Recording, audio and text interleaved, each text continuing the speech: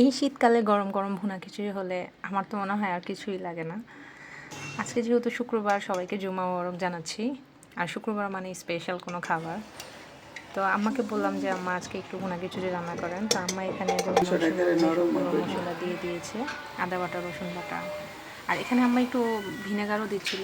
তো আম্মাকে জিজ্ঞেস করলাম যে ভিনেগার দিলে কি হয়। আম্মা বলল যে ভিনেগার দিলে মাংসটা নাকি একদম নরম হয়ে যায়। এটা আমি জানতাম না, এটা একটা টিপস, আপনারাও জেনে নিন।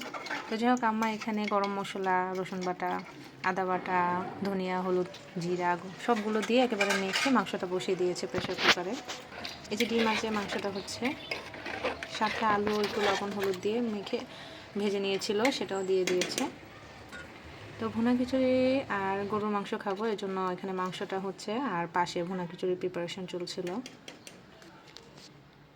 এই যে এখানে ভুনা খিচুড়ির জন্য চাল, মুগ ডাল আর মসুর ডাল নিয়েছে।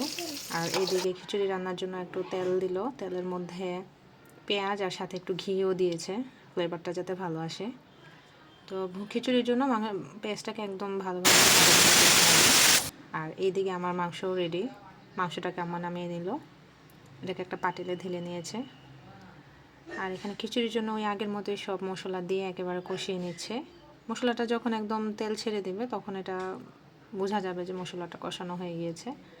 তো তখন এর মধ্যে ভিজিয়ে রাখা চালগুলো আর ডালগুলো দিয়ে দিবে। পোলাও বা খিচুড়ি রান্নার সময় চাল ডাল একটু ভিজিয়ে রাখলে এটা ভালো হয়, দ্রুত সিদ্ধ হয়ে যায় এবং খুব ঝরঝরা হয়। তো এটাকে কিছুক্ষণ ভেজে নিয়েছে আম্মা, ভাজা ভাজা হয়ে গেলে এর মধ্যে গরম পানি দিয়ে দিয়েছে।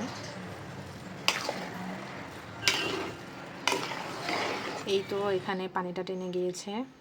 তো পানিটা যখন টেনে যাবে এটাকে একদম ডিম আঁচে রেখে দিতে হবে, তাহলে চালটা ফুটে যাবে। এর মধ্যে আম্মা মটরশুঁটি